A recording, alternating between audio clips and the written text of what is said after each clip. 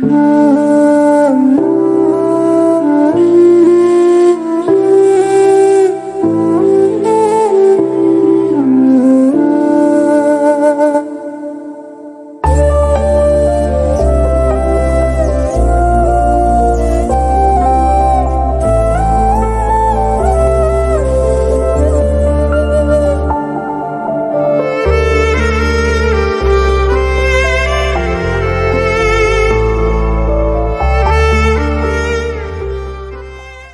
The lord. ಸಿಂಹಾಸನಾಸೀನನಾದಂತ ಯೇಸು ಕ್ರಿಸ್ತನ ನಾಮದಲ್ಲಿ ನೀವೆಲ್ಲರಿಗೂ ನಾವು ಜೀಸಸ್ ಲವ್ಸ್ ಪ್ರೇಯರ್ ಮಿನಿಸ್ಟ್ರೀಸ್ ಮೂಲಕ ವಂದನೆಗಳನ್ನ ಸಲ್ಲಿಸ್ತಾ ಇದ್ದೇವೆ.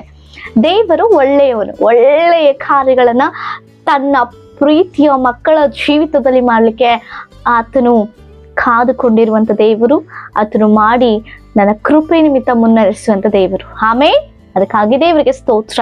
ಈ ನೂತನ ದಿನ, ಈ ಶುಭ ಮುಂಜಾನೆ ದೇವರು ನಮಗೆ ಒದಗಿಸಿಕೊಟ್ಟು ತನ್ನ ಅಪಾರವಾದ ಪ್ರೀತಿಯನ್ನು ನಮ್ಮ ಮೇಲೆ ತೋರಿಸ್ತಾ ಇದ್ದಾರೆ. ಹಲ್ಲೆಲೂಯ. ಅದಕ್ಕಾಗಿ ದೇವಾದಿ ದೇವರಿಗೆ ಮಹಿಮೆಯನ್ನು ಸಲ್ಲಿಸ್ತಾ ಇದ್ದಾರೆ. ಹಾಗಿದ್ರೆ ದೇವರು ನಮಗಾಗಿ ಈ ದಿನ ಏರ್ಪಡಿಸಿಕೊಟ್ಟಂತ ವಾಗ್ದಾನ ವಾಕ್ಯವನ್ನ ನಾವು ಧ್ಯಾನಿಸೋಣ. ಕೀರ್ತನೆಗಳು 147ನೇ ಕೀರ್ತನೆ 11ನೇ ವಚನ. ಯೆಹೋವನು ಆನಂದಿಸುವುದು ತನ್ನ ಕೃಪೆಯನ್ನು ನಿರೀಕ್ಷಿಸುವ ಭಕ್ತರಲ್ಲೇ. ಆಮೇನ್. ಹಲ್ಲೆಲೂಯ. ದೇವರಿಗೆ ಸ್ತೋತ್ರ.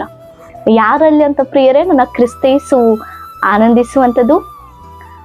ದೇವರಿಗೆ ವಿರುದ್ಧವಾಗಿ ನಡೆದುಕೊಂಡು ದೇವರನ್ನ ನಂಬಿದ್ದೇವೆ, ದೇವರ ಸನ್ನಿಧಾನಕ್ಕೆ ಹೋಗ್ತಾ ಇದ್ದೇವೆ, ಅದನ್ನ ಆರಾಧಿಸ್ತಾ ಇದ್ದೇವೆ ಅಂತ ಹೇಳುತ್ತಲೇ ಲೋಕದ ಮಾತುಗಳನ್ನ ಮಾತನಾಡ್ತಾ, ಲೋಕ ಸ್ನೇಹಿತರೊಟ್ಟಿಗೆ ಸಂಚರಿಸ್ತಾ, ಲೋಕಾಭ್ಯಾಸಗಳಲ್ಲಿ, ಲೋಕ ಆಚಾರ ವಿಚಾರಗಳಲ್ಲಿ ತಮ್ಮನ್ನ ತಾವು ತೊಡಗಿಸಿಕೊಂಡು ಜೀವಿಸುವಂತವರಲ್ಲಿ ದೇವರು ಆನಂದಿಸೋದಿಲ್ಲ. ಸೈತಾನು ನಮ್ಮನ್ನ ಆ ರೀತಿ ಭ್ರಮೆ ಪಡಿಸ್ತಾ ಇದ್ದಾನೆ. ನಾವು ಲೋಕದಲ್ಲಿಯೂ ದೇವರಲ್ಲಿಯೂ ಇದ್ದುಕೊಂಡು ಎರಡೂ ಕಡೆ ನಾವು ಜೀವಿಸಲಿಕ್ಕೆ ಸಾಧ್ಯ ಇಲ್ಲ. ಯಾರಲ್ಲಿ ಅಂತೆ ದೇವರು ಆನಂದಿಸುವಂಥದ್ದು? ಯಾರು ತನ್ನ ಕೃಪೆಯನ್ನ ಬಯಸ್ತಾರೋ, ತನ್ನ ಕೃಪೆಗಾಗಿ ಎದುರು ನೋಡ್ತಾರೋ, ನಿರೀಕ್ಷಿಸ್ತಾರೋ, ತಾಳ್ಮೆಯಿಂದ ದೇವರ ಕೃಪೆಗಾಗಿ ಎದುರು ನೋಡುವಂಥವ್ರಾಗಿದ್ದಾರೋ ಅವರ ಜೀವಿತದಲ್ಲಿ ದೇವರು ಉನ್ನತವಾದಂಥ ಕಾರ್ಯವನ್ನು ಮಾಡಲಿಕ್ಕೆ ಶಕ್ತನಾಂತ ದೇವರಾಗಿದ್ದಾರೆ. ಅದು ಅಲ್ಲದೆ ಆತನು ಹೇರಳವಾಗಿ ಆನಂದಿಸುವಂತ ದೇವರಾಗಿದ್ದಾರೆ. ಆಮೇನ್. ನಾವು ಅನೇಕ ಸಂದರ್ಭದಲ್ಲಿ ನಮ್ಮ ತಂದೆ ತಾಯಿಗಳನ್ನ ಅವರು ಆನಂದಿಸುವಂತೆ ನಾವು ಅನೇಕ ಪ್ರಯತ್ನಗಳನ್ನ ಮಾಡ್ತಾ ಇರ್ತೇವೆ. ತಂದೆ ತಾಯಿಗಳು ಮಕ್ಕಳು ದುಃಖದಲ್ಲಿಯೋ ಮುನಿಸಿಕೊಳ್ಳುವಂತ ಸಮಯದಲ್ಲಿಯೋ ಅಳುವಾಗಲೋ ಆ ತಂದೆ ತಾಯಿಗಳು ಮಕ್ಕಳನ್ನ ಅವ್ರು ಸಂತೋಷವಾಗಿ ನೋಡ್ಬೇಕು, ಅವ್ರು ಆನಂದಿಸ್ಬೇಕು, ಅವ್ರು ಖುಷಿಯಾಗಿರ್ಬೇಕು ಎಂಬುದಾಗಿ ಅನೇಕ ಪ್ರಯತ್ನಗಳನ್ನ ಪಡ್ತಿರ್ತಾರೆ. ಅನೇಕ ಅವರಿಗೆ ಇಷ್ಟವಾದಂಥ ವಸ್ತುಗಳನ್ನ ತೆಗೆದುಕೊಂಡು ಬಂದು ಸರ್ಪ್ರೈಸ್ಗಳನ್ನ ಕೊಡ್ತಾ ಇರ್ತಾರೆ. ಹೌದಾ? ಮುಖ್ಯವಾಗಿ ಗಂಡ ಹೆಂಡತಿನ ಸಂತೋಷ ಪಡಿಸ್ಲಿಕ್ಕೆ ನಾನಾ ಪ್ರಯತ್ನಗಳನ್ನ ಪಡ್ತಾ ಇರ್ತಾರೆ. ಹೆಂಡತಿ ಗಂಡನನ್ನ ಮೆಚ್ಚಿಸ್ಲಿಕ್ಕೆ, ಗಂಡನನ್ನ ಸಂತೋಷ ಪಡಿಸ್ಲಿಕ್ಕೆ ಪ್ರಯಾಸ ಪಡ್ತಾಳೆ. ಹೌದಾ? ತನಗಿಷ್ಟವಾದಂಥ ತಿಂಡಿ ತಿನಿಸುಗಳನ್ನ ಮಾಡುವಂಥದ್ದು, ತನಗಿಷ್ಟವಾಗಿ ನಡೆದುಕೊಳ್ಳುವಂಥದ್ದು, ಈ ರೀತಿಯಾಗಿ ಅನೇಕ ಪ್ರಯತ್ನಗಳನ್ನ ಪಡ್ತಾ ಇರ್ತಾರೆ. ಲೋಕದಲ್ಲಿ ಮನುಷ್ಯರು ಸಂತೋಷ ಪಡಿಸ್ಲಿಕ್ಕೆ ಇಷ್ಟೆಲ್ಲ ಪ್ರಯತ್ನ ಪಡುವಾಗ ತನ್ನ ಸ್ವರೂಪದಲ್ಲಿ ರೂಪಿಸಿಕೊಂಡಂತ ನಾವು ನಮ್ಮ ಕ್ರಿಸ್ತೇಸುವನ್ನ ಸಂತೋಷ ಪಡಿಸ್ಲಿಕ್ಕೆ ಎಷ್ಟು ಪ್ರಯಾಸ ಪಡ್ತಾ ಇದ್ದೇವೆ.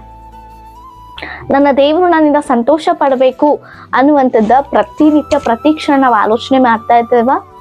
ಆತನಿಗೆ ಏನಿಷ್ಟ, ಆತನಿಗೆ ಯಾವ ರೀತಿ ನಡೆದುಕೊಂಡ್ರೆ ನಾನು ಆತನ ಸಂತೋಷ ಪಡಿಸಬಲ್ಲೆ ಎಂಬುದನ್ನ ನಾವು ಆಲೋಚಿಸ್ತಾ ಇದ್ದೇವೆ. ನಮ್ಮ ಕುರಿತೇ ನಾವು, ಕೆಲವೊಬ್ರು ಕುಟುಂಬದ ಕುರಿತು ಆಲೋಚನೆ ಮಾಡ್ತಾರೆ. ಕ್ರಿಸ್ತೇಸು ನಮಗೆಲ್ಲವನ್ನ ಕೊಡ್ತಾ ಇದ್ದಾರೆ.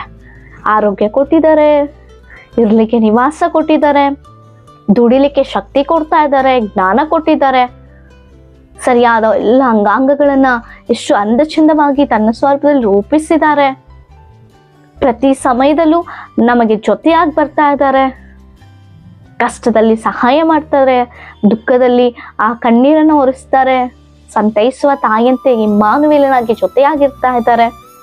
ಅಂತ ಸಮಯದಲ್ಲೆಲ್ಲ ದೇವರು ಅಷ್ಟೆಲ್ಲ ನಮ್ಮ ಮೇಲೆ ಕೃಪೆ ತೋರಿಸಿ ನಮ್ಮ ಹಿತಕ್ಕಾಗಿ ನಾವು ಖುಷಿಯಾಗಿರ್ಬೇಕು, ನಾವು ಸಂತೋಷವಾಗಿರ್ಬೇಕು ಎಂಬುದಾಗಿ ತಿಳಿಸ್ತಾ ದೇವ್ರು ನಮ್ಮನ್ನ ಧೈರ್ಯವಾಗಿರಿ, ಕಳವಳಗೊಳ್ಬೇಡ್ರಿ, ನಾನ್ ನಿಮ್ಮ ದೇವರು, ನಾನ್ ನಿಮ್ಮೊಟ್ಟಿಗಿದ್ದೇನೆ, ನಾನ್ ನಿನ್ನ ಸ್ನೇಹಿತ, ನಾನ್ ನಿನ್ನ ತಂದೆ ತಾಯಿ ಎಂಬುದಾಗಿ ಎಷ್ಟೋ ಭರವಸೆಗಳನ್ನ ಕೊಡ್ತಾ ಪ್ರತಿ ಕ್ಷಣ ನಮ್ಮನ್ನು ನಡೆಸ್ತಾ ಇದ್ದಾರಲ್ವಾ.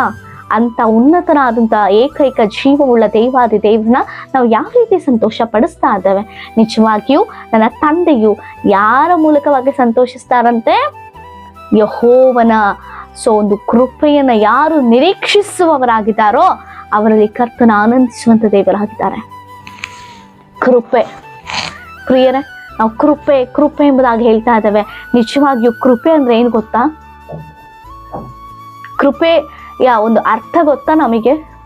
ಏನು ಕೃಪೆ ಅಂದ್ರೆ? ಯಾವತ್ತಾರು ಯೋಚನೆ ಮಾಡಿದೀವ?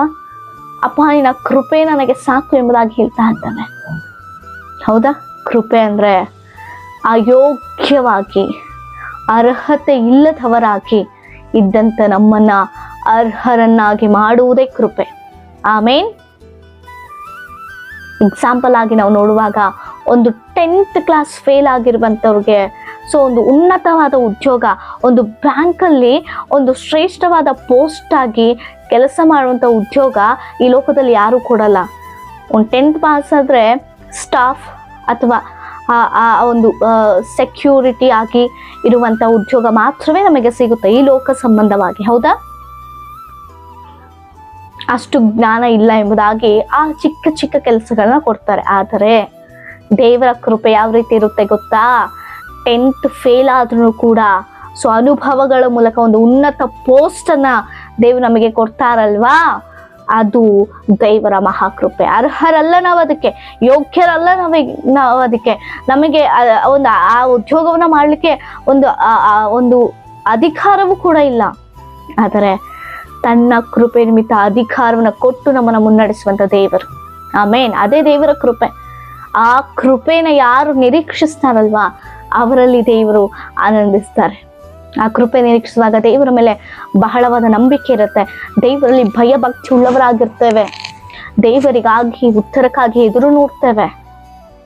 ಆ ಒಂದು ಕೃಪೆಯ ನಿರೀಕ್ಷಿಸ್ತಾರೋ ಅಂಥವರ ಭಕ್ತರಲ್ಲೇ ದೇವರು ಆನಂದಿಸ್ತಾರಂತೆ.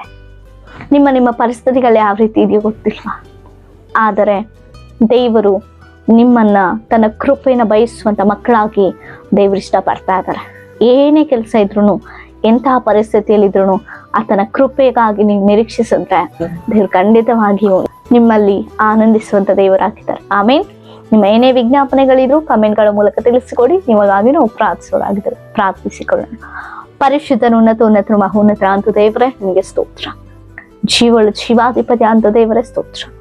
ಅಪ್ಪ, ನೀನು ಆನಂದಿಸುವಂಥದ್ದು ನಿನ್ನ ಕೃಪೆಯನ್ನು ನಿರೀಕ್ಷಿಸುವವರಲ್ಲಿಯೇ ಎಂಬುದಾಗಿ ವಾಕ್ಯವನ್ನ ತಿಳಿಸಲ್ಪಟ್ಟಂತೆ ನಿಮ್ಮ ಕೃಪೆಯನ್ನು ನಿರೀಕ್ಷಿಸುವಂತ ಮಕ್ಕಳಾಗಿ ನಮ್ಮನ್ನ ರೂಪಿಸು. ಸಮಸ್ಯೆ ಕರಗಳಿಗೆ ಒಪ್ಪಿಸಿಕೊಟ್ಟು ನಮ್ಮನ್ನ ತಗ್ಗಿಸಿಕೊಂಡು ನಿನ್ನ ನಾಮವನ್ನು ಹೆಚ್ಚುತ್ತಾ ನಚರೇತಿನ ಯೇಸುವಿನ ಜೀವನ ನಾಮದಲ್ಲಿ ಬೇಡಿದೆಲ್ಲವನ್ನ ಹೊಂದಿದ್ದೇವೆ ಪರಲೋಕದ ಪರಮ ತಂದೆಗೆ. ಆಮೇನ್. Praise the lord.